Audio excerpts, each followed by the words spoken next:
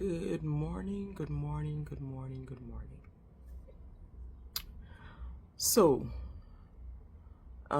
we all saw the back and forth between Priya and critics, the attempted beef that is the beef that they supposedly get.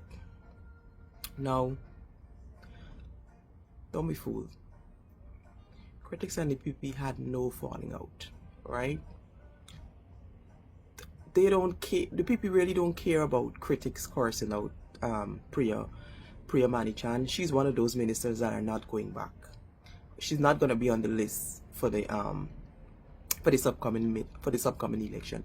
She's one of those ministers that will be replaced. She foreign affairs minister, the one Todd, all them waste one that don't do that, don't do nothing. Vindia, who else at Edgil, Indar might go back as he's a criminal, and the people love criminals, and he just cover up a lot of things for Irfan. So Irfan might push you to go back. He and 15 oil and gas company. Anyways, don't be fooled. So let me tell you what is happening. Suddenly, they are about to open up back the paper shards murder investigation.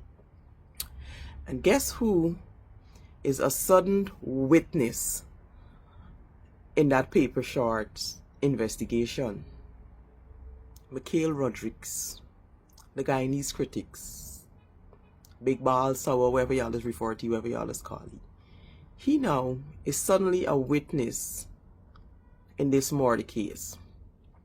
So according to my sources, right, the guy said he's not absolutely sure where they're heading with this investigation, but they know the end game is to have Azzedine Mohammed locked up and remanded to prison so that he's not able to campaign for the rest of the election season.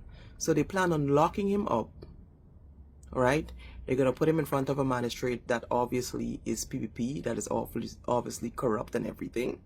Then that they will have that magistrate remand him until after September 1st so that he's not able to campaign for the remainder of the election season. Here's what I want to know.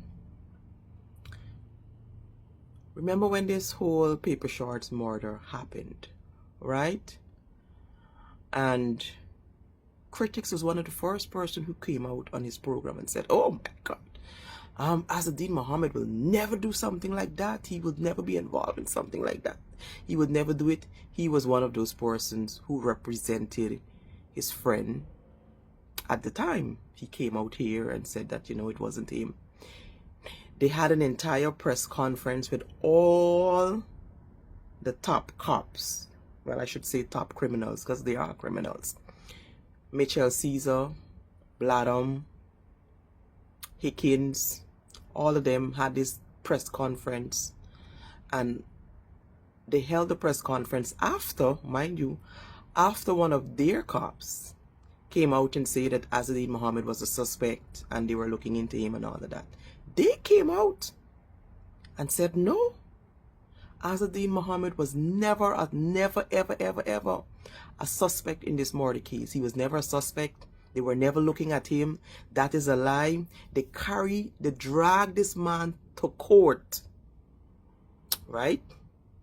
They carry this man to court, charge him for cyber crimes, for defamation of character, for how much ever charges the pile up, and they charge this man for simply coming out and say that Azzedine Mohammed was a suspect.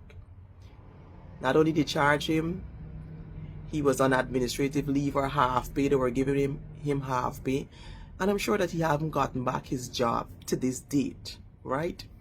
These same top cops came out and said these things and did all these things. I'm confused as to how the government of Guyana, how Jack Dio and the Guyana police force plan on twitching or switching this story now because it doesn't make sense. I'm hearing that critics is now the main witness, and he is now supposed to give evidence that apparently he's now about to give video evidence that he's scared for his life. And based on with Azzedine Mohammed father threatening him, he now wants to talk everything he know about them. And he's apparently supposed to say on video camera, video evidence, supposed to be saying, giving video evidence that Azzedine Mohammed would have confided in him that he had something to do with Paper Short's murder. Like, I'm confused because like this is the best that this is the best that the people could come up with at this point. But you listen, it's desperation time. I am telling you, the PPP will not come out of power without a fight. That is why my source in the PPP keeps saying, the man keeps saying, girl, these people got something planned and something up the sleeve, because they are very confident that they're going to jail Azzedine Mohammed, and they are very confident that they are going to win this election. So it's either the plan on rigging the election, they get plans. Jack, you ain't gonna give up without a fight. So that's the plan. This is the plan right now. So we're gonna sit back and we're gonna watch, and we're going to see how they plan on pulling this off. Because I'm confused as to how they plan on pulling this off after y'all top cops, those criminals I got at the top there, the one that Hickens could pass the age of retirement and is still the commissioner of police. They knew why they left Hickens there. They left Hickens. They know why they just left Caesar Mitchell there. This dead criminal. They know why they just left Bladum and all of them there. Because they are the PPP puppets, and they have to do what this government tell them to do. Right? So I just want to see how they're spinning this. Azzedine Mohammed, and they are very confident that they are going to win this election. So it's either the plan on rigging the election, they get plans.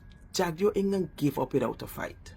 So that's the plan. This is the plan right now. So we're gonna sit back and we're gonna watch, and we're going to see how they plan on pulling this off. Because I'm confused as to how they plan on pulling this off after y'all top cops, those criminals I got at the top there, the one that Hickens could pass the age of retirement and is still the commissioner of police. They knew why they left Hickens there. They left Hickens. They know why they just left Caesar Mitchell there. This dead criminal. They know why they just left Bladum and all of them there. Because they are the PPP puppets, and they have to do what this government tell them to do. Right? So I just want to see how they're spinning this.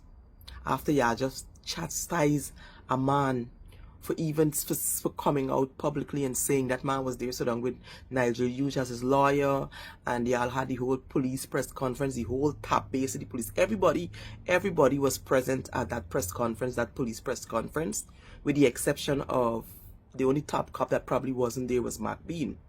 But everybody else was there saying that no, Azzedine Mohammed was never a suspect.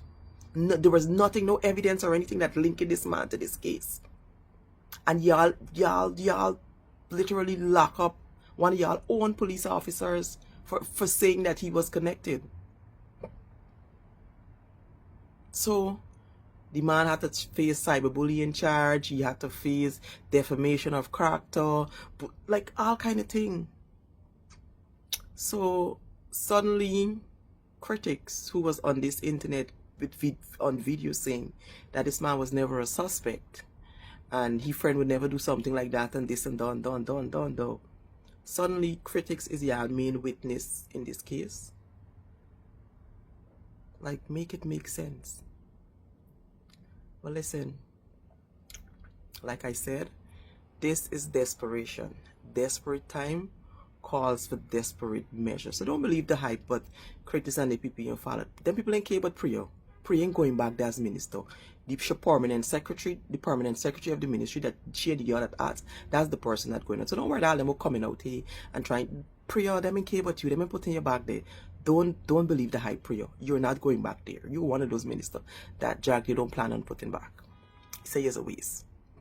So don't worry, all them coming out to defend Priyo, like if they care about critics bullying Priyo and all of that. Critics could cuss up all the minister ones, like, you know, like especially the ones that they don't really have no respect or care about too much, or they don't plan on putting back into, you know, putting back on the list. Priya is one of those ministers, so don't believe the hype. It's a distraction for what they're planning.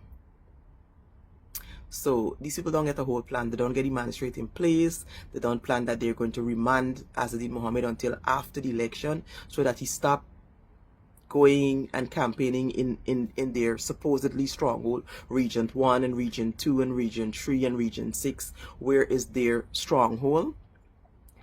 They realize, listen, they see the numbers. They can't fool nobody. You see them 10-day workers, and then people just got drive from town for carry to Linden and Borbis, and so when they go in and get meeting, it's not gonna work. The optics, it makes sense. You understand? So they see the numbers. They see how people come out in those villages for T. Mohammed, and they are scared. They are running scared. Jagdev is losing his mind. So now they're thinking of a master plan. And this is the master plan. And I guess Guyanese dumb and stupid. So this is supposed to work, or this is supposedly to work. Like, how are y'all even, I'm confused. How stupid could the people be stupid, or how stupid does the people think the people of Guyana? Like Jack, when you say Guyana full of stupid people, like you really believe in your head up there that we stupid like that, and y'all could just pull off something like this, and we ain't gonna see right through it.